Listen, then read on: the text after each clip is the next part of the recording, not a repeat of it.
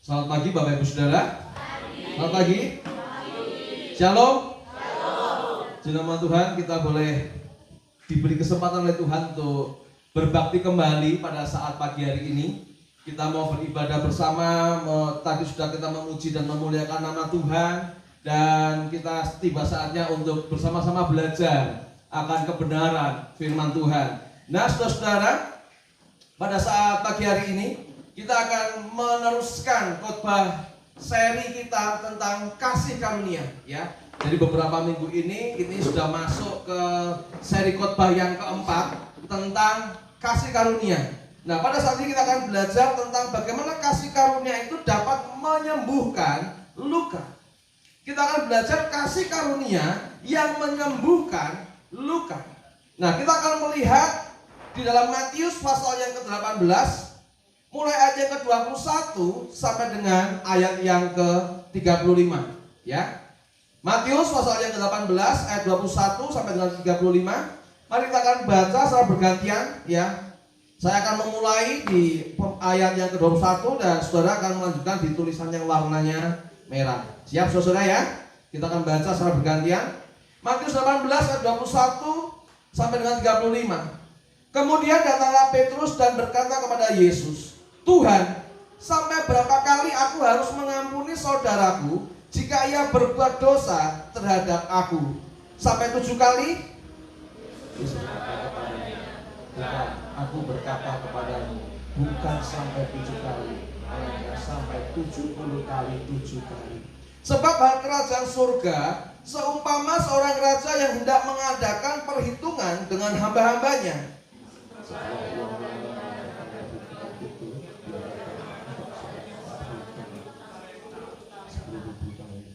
Tetapi karena orang itu tidak mampu melunaskan hutangnya, raja itu memerintahkan supaya ia dijual beserta anak istrinya dan segala miliknya untuk membayar hutangnya.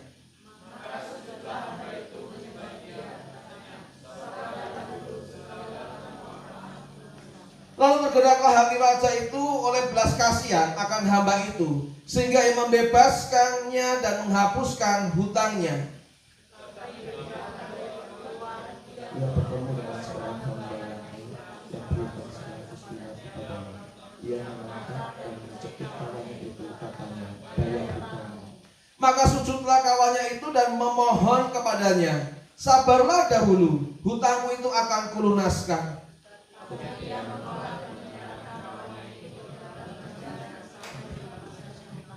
Melihat itu, kawan-kawannya yang lain sangat sedih, lalu menyampaikan segala yang terjadi kepada tuan mereka. Raja itu memilih "Hai hamba yang jahat, seluruh hutangmu telah dihapuskan karena engkau memohonkannya kepadaku.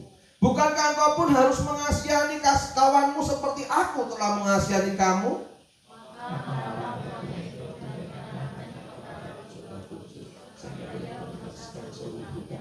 Maka Bapakku yang di surga akan membuat demikian juga terhadap kamu, apabila kamu masing-masing tidak mengampuni saudaramu dengan segenap hatimu. Amin.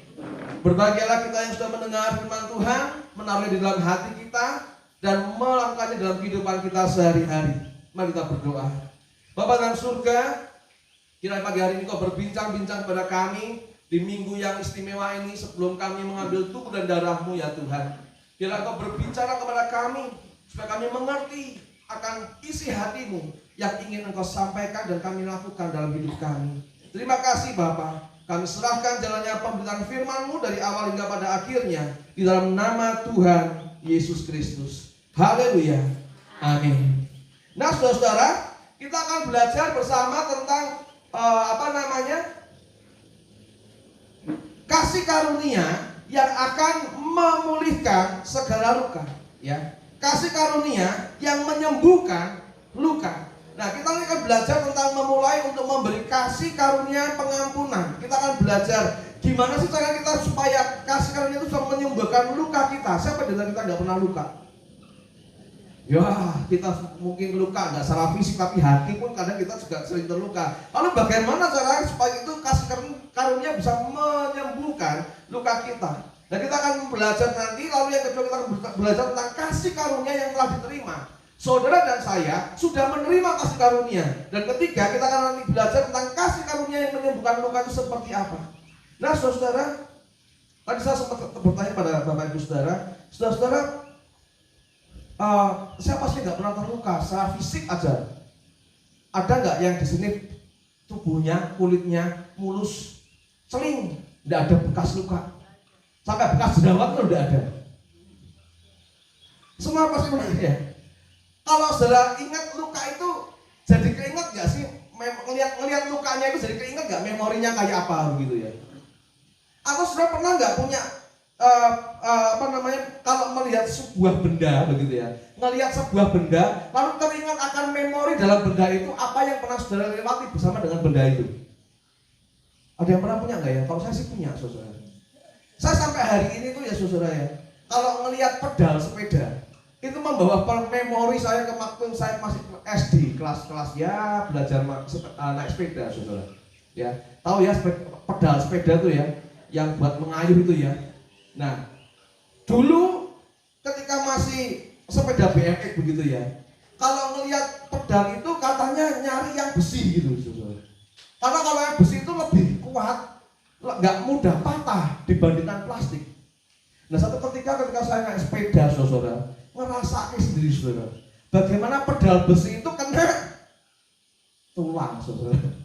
Waduh, masya Allah, sakitnya minta ampun, saudara. Bahkan sampai sekarang itu tulang kaki saya ini yang bagian dua-dua ini ya, khususnya yang kanan, itu masih ada bekasnya, dekok. Jadi kalau dilihatnya ada dekokan.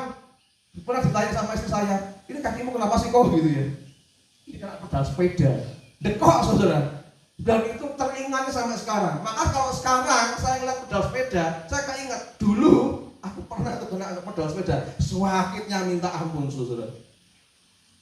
Saudara, atau mungkin saudara pernah nggak sih mengoleksi barang yang memiliki nilai historis tersendiri bagi saudara? Ada yang punya menyimpan benda gitu ya, barang buat koleksi, biasanya mainan ya, boneka gitu ya. Kadang kita taruh di lemari, betul? Wah, dipajang. Kita taruh di situ, kita punya, oh ini boneka ini aku beli di sini, oh ini boneka ini aku dikasih begitu ya. Atau mungkin ada barang-barang lain yang saudara simpan yang kalau memiliki nilai historis, saudara. Walaupun itu benda ditaruh di lemari kaca, lemari hias ya. Pertanyaannya, apakah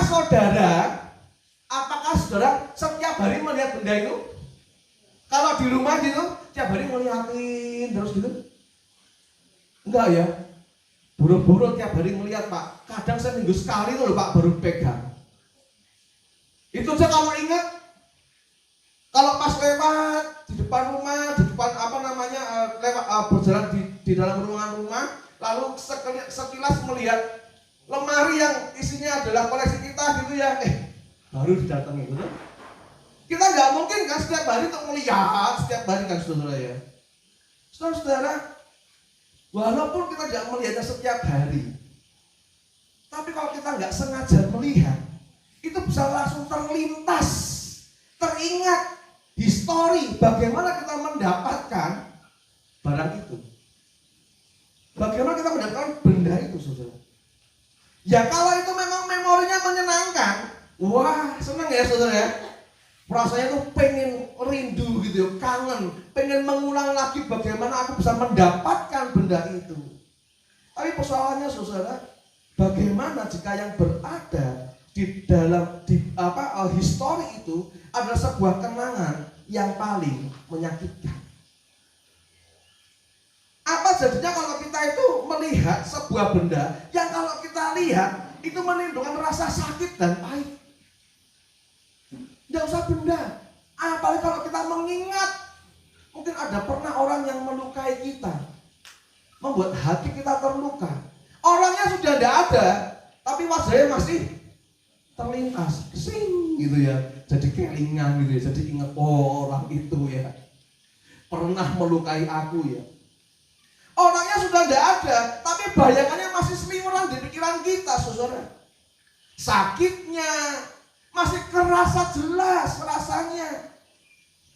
Bisa jadi emosi-emosi kemarahan, kepahitan masih juga ada tersimpan dalam lemari hati kita. Ini resiko, saudara. Ini masalahnya, saudara. Jangan-jangan lemari di dalam hati kita itu isinya adalah benda-benda koleksi, kejadian-kejadian koleksi yang paling menyakitkan, yang memunculkan emosi kemarahan. Walaupun kita tahu peristiwa itu tidak mendatangkan sukacita. Walaupun kita tahu bahwa yang tersimpan di dalam hati kita seseorang, entah peristiwa, itu seringkali merampas kedamaian kita. Kita tahu itu, tapi seringkali kita sulit untuk bisa melepaskan luka yang pernah kita terima. Mungkin hari ini adalah saat yang tepat kita belajar bagaimana membersihkan lemari hati kita dari berbagai macam emosi, kemarahan, bahkan kepahitan. Saudara, Efesus 4 ayat 31 dikatakan bersama. Ayo kita baca bersama ya. 1, 2, 3. Segala kepahitan, kegeraman, kemarahan, pertikaian, dan fitnah hendaklah dibuang dari antara kamu. Demikian pula segala kejahatan. Jadi dalam hati kita ini segala kepahitan, kegeraman, kemarahan, pertikaian, fitnah itu harus dibuang di antara kamu. Harus dibuang dari dalam hati kita. Dari lemari koleksi hati kita ini harus dibuang semua, saudara. Masalahnya adalah gak mudah membuang semua kepahitan dan kemarahan. Gak gampang. Gak gampang untuk membuang segala kepahitan dan kemarahan. Seringkali kita lebih mudah tutup saja pintunya, Pak. Kacanya diblok aja sekalian, Pak, biar gak kelihatan. Dan akhirnya kita pura-pura semuanya baik-baik saja. Ketoknya menang, kelihatannya diam. Ternyata kita hanya pura-pura semuanya baik-baik saja. Kalau perlu, Pak, gak usah dibuka lagi itu lemarinya, Pak. Bukanya kalau pas perlu aja. Saudara, seandainya hari ini saudara dan saya punya tombol otomatis gitu ya, ceklik gitu ya, terus hilang semua kepahitan, kemarahan, emosi negatif. Andai kata punya itu loh, siapa yang gak mau? Saya pun mau, saudara. Andai kata tak pejet gitu ya hidungku gitu ya, langsung hilang semua emosi negatif, kemarahan, kepahitan, luka. Wow, enaknya minta ampun, saudara. Tapi persoalannya nggak ada tombol otomatis itu. Nggak ada tombol otomatis itu, nggak ada, saudara. Lalu bagaimana cara kita untuk membuang semua kemarahan dan kepahitan yang kita pernah peroleh di masa lalu? Gimana caranya, Pak? Nah, saudara, mari kita belajar bersama. Yang pertama adalah bagaimana kita memulai memberi kasih karunia pengampunan. Ini menjadi langkah awal. Ini langkah awal kita untuk bisa menghapuskan, bahkan mungkin menghilangkan segala luka yang pernah kita alami. Semua harus diawali dengan keputusan kita. Mau enggak kita ini melepaskan kasih karunia pengampunan? Kita mau enggak melepaskan pengampunan kepada orang yang pernah melukai kita? Ini keputusan kita, saudara.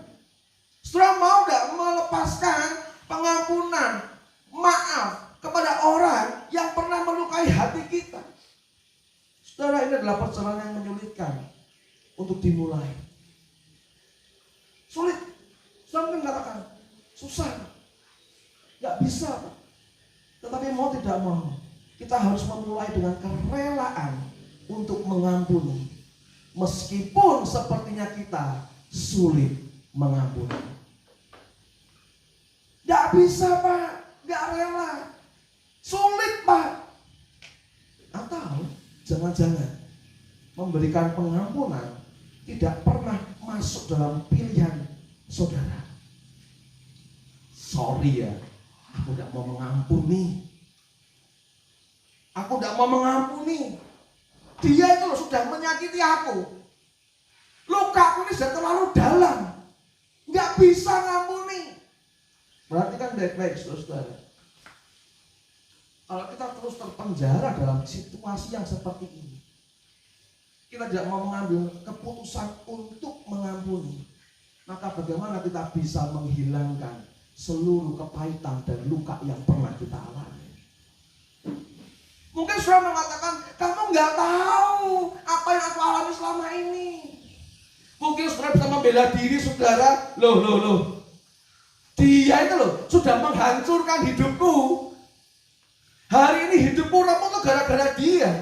Sekarang kamu minta aku mengampuni. Nggak bisa ya. Sorry. Mungkin ada yang seperti itu saudara. Mungkin hari ini pun juga di antara kita ada yang mengatakan, aduh Pak, sakitnya terlalu dalam Pak.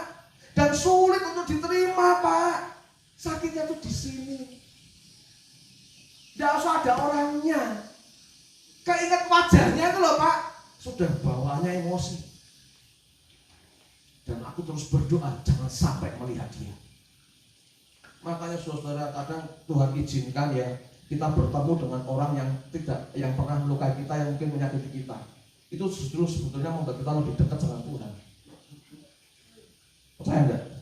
Karena setiap kali melihat orangnya itu yang pernah menyakiti kita lewat gitu ya, di depan kita gitu ya, lalu kita akan mudah ingat dengan Tuhan. Tuhan, tolong Tuhan, kuatkan aku.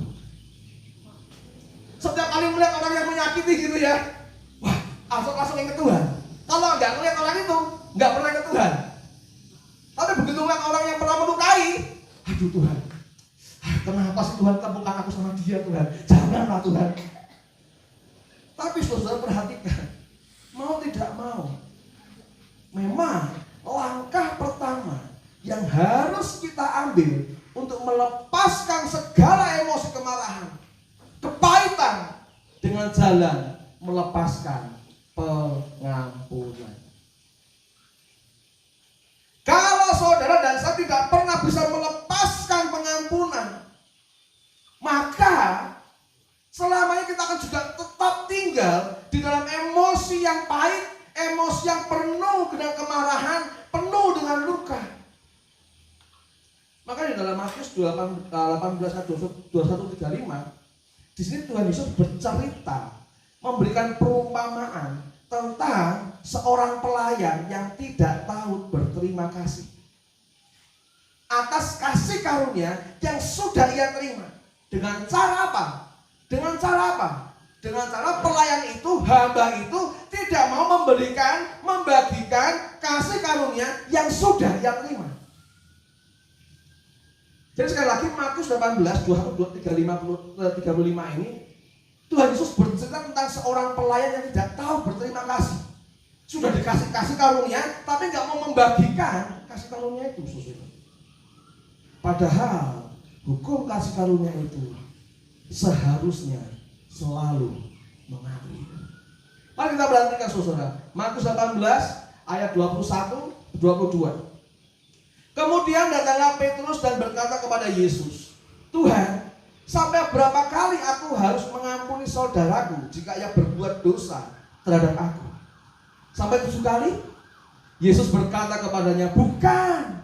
Aku berkata kepadamu, bukan sampai 7 kali, melainkan sampai 70 kali 7 kali.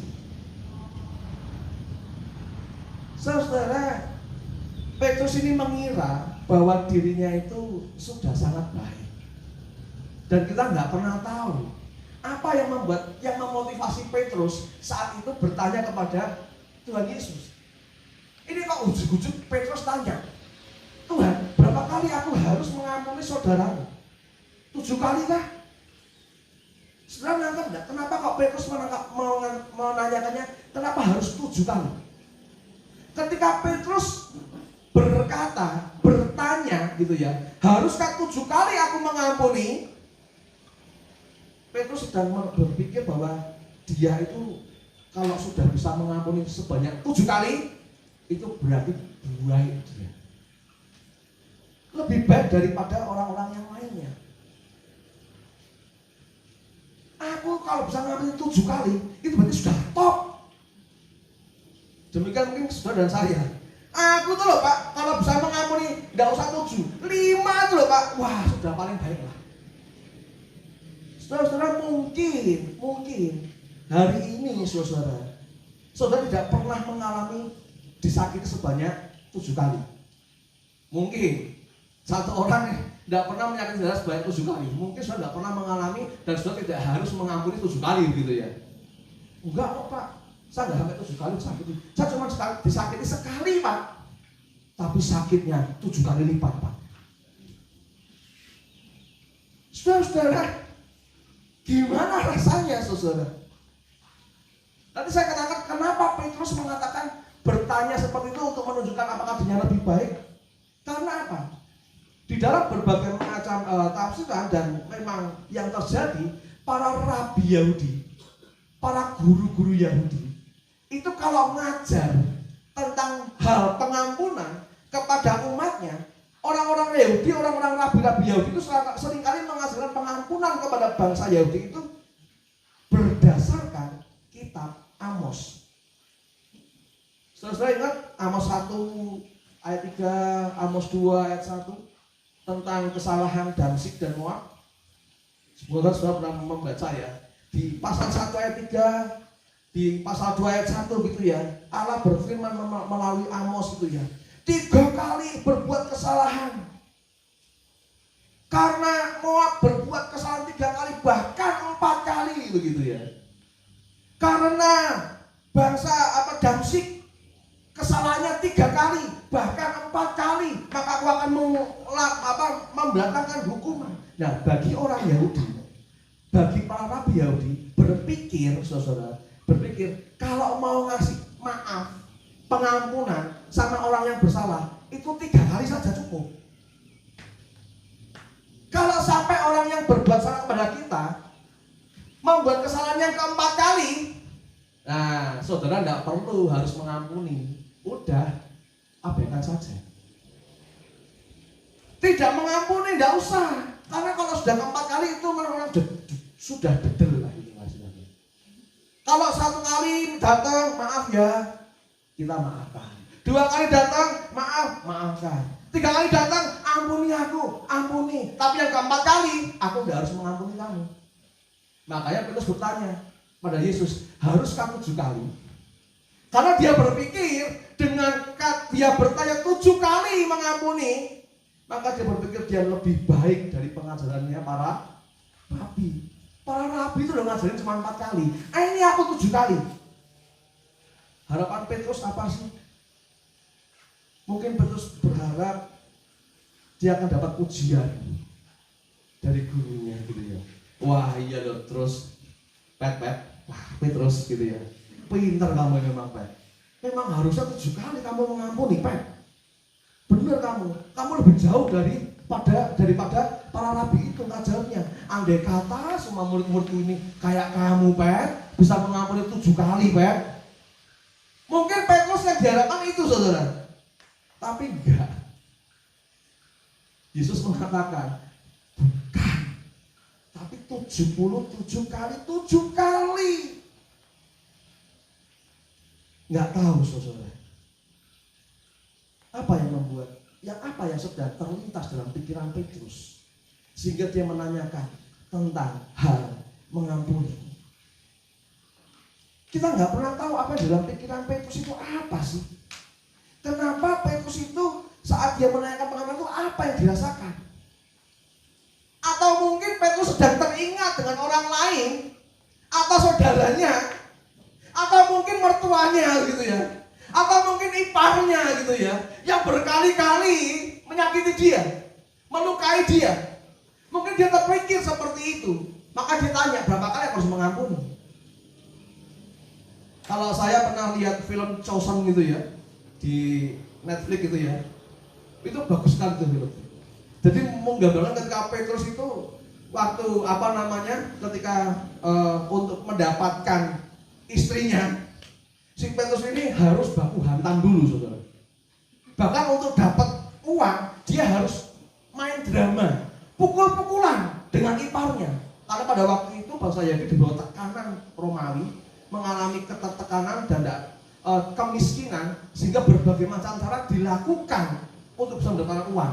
Salah satunya adalah bertarung.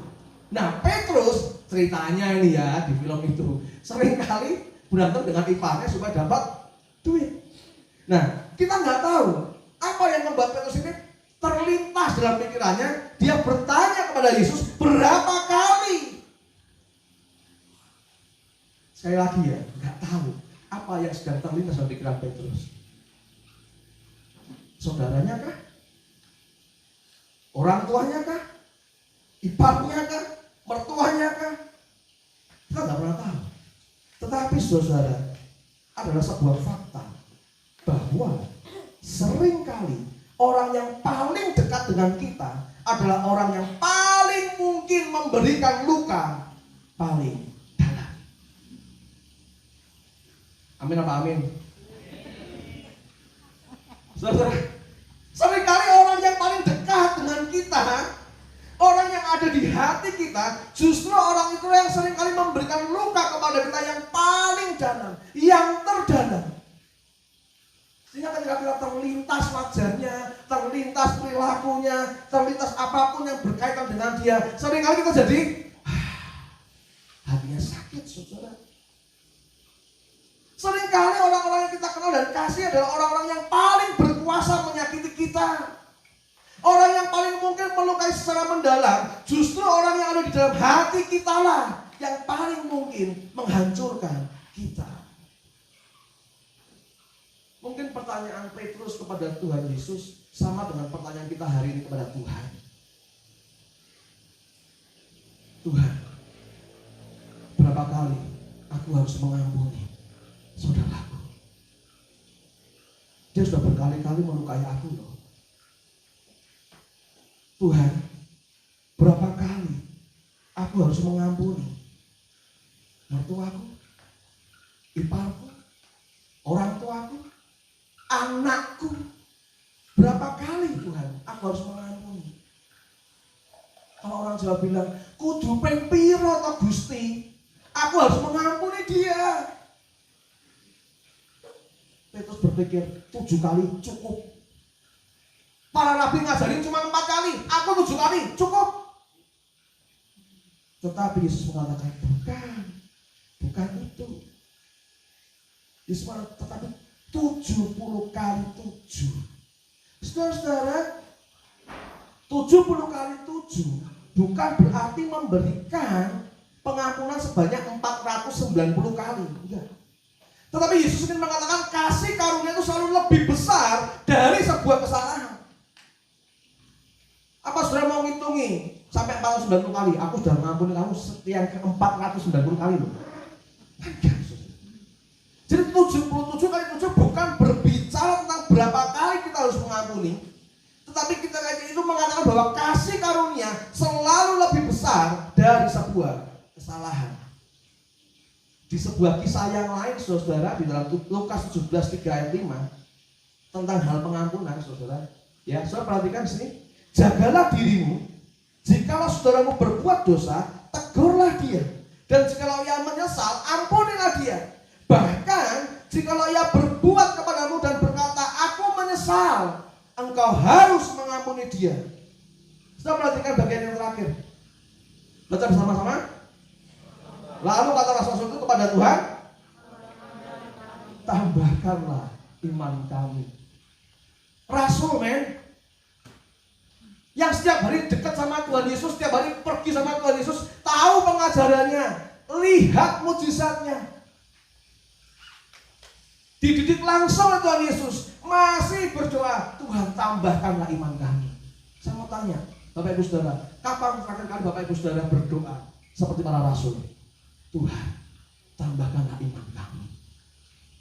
Atau saudara-saudara sudah merasa imannya paling tinggi sehingga nggak perlu berdoa tambahkan iman lagi begitu? Saudara-saudara yang terjadi dalam Tuhan, kasih karunia memang jauh lebih besar. Tetapi mungkin saudara akan mengatakan sakit ini terlalu perih, Pak. Betul, kasih karunia memang terlalu besar, Pak. Tapi luka ini terlalu dalam, Pak. Nggak mungkin aku bisa melupakan suamiku. Nggak bisa mungkin aku melupakan istriku. Nggak mungkin aku bisa melupakan apa yang sudah dilakukan oleh mertuaku, Pak, iparku, Pak. Nggak mungkin, Pak. Saudara, tetapi pertanyaannya adalah, apakah saudara mau mencoba untuk melakukannya? Saudara mau nggak sih mencoba untuk melepaskan pengampunan? Inilah saatnya, saudara. Oleh sebab itu, saudara harus ngerti bahwa kasih karunia yang telah kita terima itu terlalu besar, saudara. Maka Tuhan Yesus memberikan sebuah perumpamaan tentang seorang raja yang mengadakan perhitungan pada hamba-hambanya. Matius 18 ayat 23-24, sebab hal kerajaan surga seumpamanya seorang raja yang hendak mengadakan perhitungan dengan hamba-hambanya. Setelah ia mulai mengadakan perhitungan, dihadapkanlah kepadanya seorang yang berhutang 10.000 talenta. Berapa talenta? Berapa talenta? 10.000. Nah, saya mau ngajak Bapak Ibu Saudara hitung-hitungan. 10.000 talenta itu seberapa sih? Nih saudara ya, 1 talenta itu nilainya adalah 6.000 dinar. Di dalam kitab suci mengajarkan upah orang bekerja sehari berapa? 1 dinar.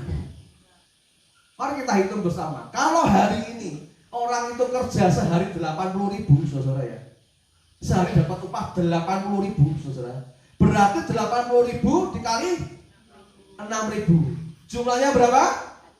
480 juta, saudara. Nah, 1 talenta itu 480 juta. Lah kalau 10.000, 4,8 triliun. Hutangnya ini 4,8 triliun, saudara. Saya pikir nggak ada seorang raja yang mau meminjamkan senilai itu, saudara. Nggak ada juragan, bos, gitu ya, yang mau minjemin kepada karyawannya, pada pelayannya, ya, ini tak pinjemin 4,8 T gitu ya. Sama nggak ada, bos. Bahkan kalau ada orang yang dapat pinjaman 4,8 T itu loh, juga belum tentu bisa mengembalikan hutang sebesar itu. Jadi intinya Yesus ingin menegaskan bahwa hamba tersebut tidak akan pernah sanggup untuk membayarnya. Bahkan kalau anak istri dijual jadi budak sekalipun, tetap tidak bisa mengangsur 4,8 T itu. Mau sampai kapan, saudara? Maka dalam ayat 27 dikatakan, tetapi hutang itu dihapuskan. Ini tuan seperti apa sih yang seperti ini? Karyawannya pinjam duit 4,8 T, terus dihapuskan. Ini pasti seorang tuan yang mengangkat hambanya menjadi anak. Ini orang lain tidak kenal bawahan tapi dianggap sebagai anak. Karena kamu anakku sudah tidak usah, karena kamu adalah anakku, tidak usah bayarlah. Tak ampuni, bebas. Saudara ngerti nggak sih, kita ini nggak beda jauh dengan hamba yang berhutang bayar tersebut, saudara. Kita ini punya hutang besar yang tidak dapat kita lunasi. Kita telah berdosa dan menumpuk hutang yang tidak mungkin terbayarkan. Makanya di dalam Matius 18 ayat 27, lalu tergeraklah hati raja itu oleh belas kasihan akan hamba itu, sehingga ia membebaskannya dan menghapuskan hutangnya. Nah, setelah perhatikan, membebaskan hutangnya plus menghapuskan hutang sama dengan diampuni. Jadi hamba ini, saudara, hamba ini sudah menerima pengampunan besar, tetapi dia tidak mau memberikan pengampunan yang kecil. Yang temannya hutang 100 dinar, dia tidak mau mengampuni, padahal dia sudah dapat pengampunan yang lebih besar. Temannya hutang 8 juta, dia hutang 4,8 T dihapuskan. Temannya hutang sama dia 8 juta 100 dinar, tapi dia tidak mau mengampuni. Kalau sudah begini, saudara, yang jadi pertanyaan adalah, Siapa yang sedih? Kalau melihat yang seperti ini, kita tahu ada orang yang dapat pengampunan besar, tapi dia tidak mau melepaskan pengampunan yang lebih kecil. Kira-kira siapa yang sedih? Tuannya? Enggak, saudara. Tuannya begitu tahu, marah dia. Yang sedih siapa? Teman-temannya, kawan-kawannya. Yang sedih adalah kawan-kawannya, komunitasnya, kelompoknya. Demikian juga kita seharusnya demikian, saudara. Jika ada satu saja di antara kita yang tidak bisa melepaskan pengampunan, maka sudah seharusnya kita yang paling sedih. Ketika kita tahu teman kita tidak dapat mengampuni siapa yang pernah menjadi luka, sewajarnya kita pun ikut sedih. Saudara pikir saya dan tim dengan Bu Sherry tidak sedih kalau saudara tidak bisa mengampuni orang tua saudara, anak saudara, saudara-saudara, ipar saudara. Kalau saudara datang cerita, Pak, aku masih sakit dengan papaku, Pak. Dulu dia menghajar aku, minta ampun, Pak. Masih sakit, Pak. Aku tidak bisa mengampuni. Ngertilah, kami juga ikut sedih ketika engkau tidak bisa mengampuni sesama. Saudara dan saya sudah mendapat kasih karunia yang besar, tapi saudara tidak bisa mengampuni orang lain. Sedih, saudara. Rumah pemulihan Efata berdiri oleh karena kasih karunia, dipenuhi dengan kasih karunia, dikenal dengan kasih karunia. Maka ketika salah satu saja di antara kita enggan memberi kasih karunia, itu adalah kesedihan yang sangat besar. Ketika teman-temannya marah, ketika teman-temannya bersedih, ketika komunitasnya bersedih, lapor kepada tuannya, maka marahlah tuannya itu. Dan apa? Menyerahkan dia kepada algojo-algojo sampai ia melunaskan. Pertanyaannya, butuh berapa lama untuk bisa melunasi hutang 4,8 triliun? Butuh berapa lama? Jangan-jangan seumur hidup kita pun tidak akan pernah bisa melunasi 4,8 T, saudara. Seumur hidup di penjara, dibelenggu oleh rasa bersalah karena tidak mengambil keputusan untuk mengampuni. Di penjara, dibelenggu rasa bersalah karena keputusannya menolak memberi kasih karunia. Dan selamanya di penjara. Ini artinya adalah apa? Sama dengan hidup di penjara, seumur hidup dibelenggu sama dengan neraka. Seperti ya. Enggak ada kebebasan, saudara. Dan itulah sebabnya Yesus menutup perumpamaan yang ia berikan dengan berkata di dalam ayat yang ke-35. Maka Bapakku yang di surga akan berbuat demikian juga terhadap kamu. Apabila kamu masing-masing tidak mengampuni saudaramu dengan segenap hati. Kita buat bahasa yang lebih mudah kali ya. Nih ya. Kalau saudara dan saya tidak mau mengampuni orang yang pernah bersalah pada kita ya. Ini kira-kira nih Yesus ngomongnya gini. Maka Bapakku yang di surga akan berbuat demikian juga terhadap kamu. Apabila kamu masing-masing tidak mau mengampuni mantanmu, tidak mau mengampuni orang tuamu, tidak mengampuni saudaramu, tidak mengampuni mertuamu, tidak mengampuni iparmu, tidak mengampuni siapa yang pernah melukai kamu. Kalau kamu tidak mau mengampuni mereka dengan segenap hatimu, maka Bapakku yang di surga akan berbuat demikian juga terhadap kamu. Saudara-saudara, kasih karunia yang menyembuhkan luka. Tidak ada alasan untuk tidak memberikan pengampunan kepada orang-orang yang pernah membuat kita terluka. Gak ada alasan untuk kita tidak memberikan pengampunan kepada orang-orang yang pernah membuat kita terluka. Kita memberi pengampunan bukan karena orang yang pernah melukai kita minta maaf kepada kita, saudara. Kita memberikan pengampunan bukan karena orang yang pernah menyakiti kita berjanji tidak akan mengulangi kesalahannya lagi. Karena apa? Kalau kita mengampuni mereka karena mereka minta maaf, kalau kita mengampuni mereka karena mereka berjanji aku tidak mengulang lagi, sumpah tidak mengulangi lagi. Kalau kita mengampuni mereka berdasarkan permintaan maaf mereka, janji mereka, maka itu bukan kasih karunia. Nangkep ya? Jadi kalau sampai saudara mengampuni orang lain berdasarkan janji mereka, permintaan maaf mereka, janji mereka tidak mau menyakiti lagi, kalau kita mengampuni berdasarkan itu saja, itu bukan kasih karunia. Atau semisal ada yang sudah tersakiti dengan sangat sampai nggak ada lagi yang bisa dikatakan, dilakukan untuk memperbaiki.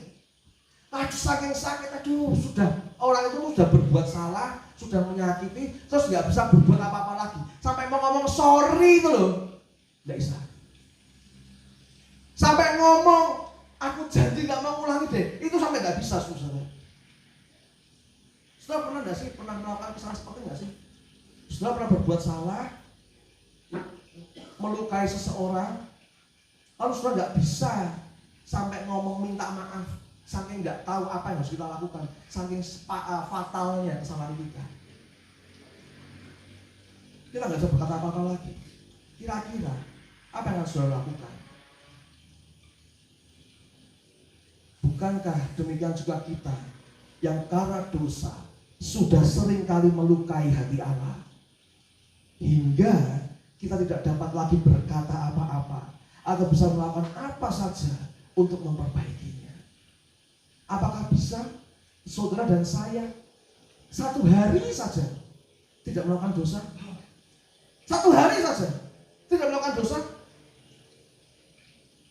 Seringkali pikiran negatif kita muncul, pikiran kotor kita muncul, seringkali perkataan kita yang melukai hati orang muncul, seringkali perilaku kita yang menyayat hati orang muncul. Sudah berapa kali kalau saudara hitung, saudara melukai hati Tuhan,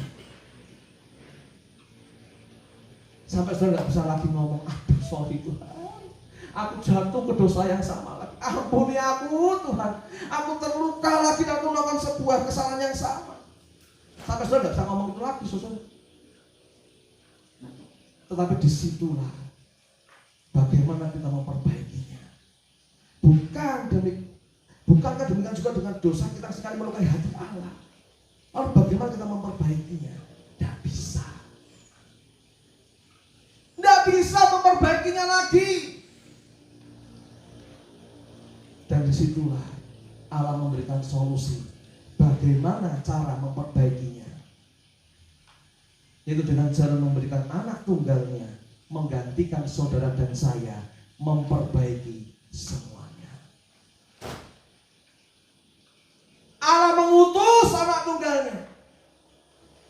Anak yang dikasihnya diutus untuk menggantikan kita, memperbaiki semua kerusakan yang pernah kita perbuat. Kalau saudara ingin mengampuni seseorang yang pernah menyakiti saudara, lalu saudara berkata, "Nggak adil dong Tuhan, nggak adil, dia terlalu menyakiti aku, terlalu melukai aku, nggak adil Tuhan. Oh mereka nggak pernah minta maaf kok, masa aku suruh mengampuni? Mereka nggak ada niat bertobat, nggak ada niat memperbaiki perilaku kok, masa aku harus mengampuni? Nggak adil Tuhan. Kenapa aku diminta untuk mengampuni? Kok mereka nggak minta maaf?" Saudara, bukankah tidak adil juga ketika kita yang berdosa, kita yang melanggar, kita yang berdosa, tetapi Kristus yang menanggung dosa kita? Adil nggak sih? Kita yang berdosa, kita yang melukai hati Allah, tetapi Kristus yang menanggungnya. Adil nggak sih? Saudara-saudara terkasih dalam Tuhan, pelanggaran yang pernah kita terima dari orang lain terhadap kita, sebetulnya relatif lebih kecil jika dibandingkan dengan besarnya kasih karunia Allah yang sudah diberikan kepada kita melalui penebusan Yesus Kristus. Sekali lagi, pelanggaran yang pernah kita terima dari orang lain terhadap kita relatif lebih kecil jika dibandingkan dengan besarnya kasih karunia Allah yang sudah diberikan kepada kita melalui penebusan Yesus Kristus. Memang sulit, memang berat untuk kita bisa melakukan, tapi percayalah, bersama dengan Allah kita bisa melakukannya. Karena yang paling sulit dan yang paling berat untuk kita lakukan sudah Kristus lakukan. Di mana? Kayu salib. Sulit, Pak. Berat, Pak. Ya. Tetapi seluruh kesulitan, segala kesulitan yang paling berat sudah Kristus lakukan di atas kayu salib. Sehingga setiap kali penderitaan akibat apa yang sudah orang lain perbuat itu muncul kembali, ya. Jadi walaupun sudah mengampuni, kadang masih teringat lagi, gitu ya peristiwanya. Saudara sudah belajar mengampuni, sudah belajar memaafkan, ketika ada momen-momen tertentu begitu ya, di tanggal tertentu, di waktu tertentu gitu ya, terus teringat lagi orang itu, aduh, jatuh lagi, sakit lagi, luka lagi. Atau mungkin saudara kalau waktu pulang gitu ya, atau lagi keluar ke kota saudara, terus lewat rumahnya, ngelewat kantornya, ngelewat apa yang pernah dia perbuat, teringat lagi, sering sakit, luka lagi. Memang berat saudara. Tetapi setiap kali penderitaan akibat apa yang orang lain itu perbuat muncul kembali, ini solusinya. Berusahalah berpikir tentang apa yang telah Kristus lakukan bagi kita. Memang sulit dan berat. Memang sulit dan berat. Tapi kita perlu melihat Yesus Kristus. Memang sulit saudara, berat untuk kita lakukan, memberikan pengampunan, menyalurkan kasih karunia. Berat, sakit Pak, yes memang benar. Kita nggak boleh pura-pura baik-baik saja. Kita memang harus terbuka di depan Tuhan, mengakuinya di depan Tuhan. Memang ini sakit, memang ini berat saudara. Tadi berusaha berpikir tentang apa yang telah Kristus lakukan bagi kita. Memang ini sulit dan berat untuk kita lakukan. Tetapi itulah saat yang tepat kita berdoa dan memohon kepada Allah. Tuhan, tambahkanlah iman kami. Ketika engkau merasa putus asa menghadapi orang yang pernah menyakitimu, itulah saat yang tepat engkau berkata, berdoa, Tuhan, tambahkanlah iman kami. Ketika engkau terasa sulit memberikan pengampunan kepada orang yang pernah melukai hatimu, itulah saat yang tepat engkau mengatakan, berdoa, Tuhan, tambahkanlah iman kami. Ketika engkau mungkin sulit dan berat mengampuni mertuamu, iparmu, saudaramu, orang tuamu, bahkan anakmu, engkau sulit untuk mengampuninya, itulah saat yang tepat kita berdoa, Tuhan, tambahkanlah iman kami. Roh Kudus, kuatkan dan mampukanlah kami. Mampukan kami untuk mengadakan kasih karunia-Mu, untuk mengampuni orang-orang yang telah melukai hati kami. Jadi Bapak Ibu Saudara, kasih karunia yang menyembuhkan segala luka itu akan kita terima kalau kita bisa melepaskan kasih karunia pengampunan. Kalau hari ini mungkin masih terasa sulit dan berat, semua butuh proses. Berdoalah pada Tuhan, tambahkanlah iman kami. Roh Kudus, kuatkanlah kami. Mampu mampukanlah kami memberikan pengampunan kepada orang yang telah melukai hati kami.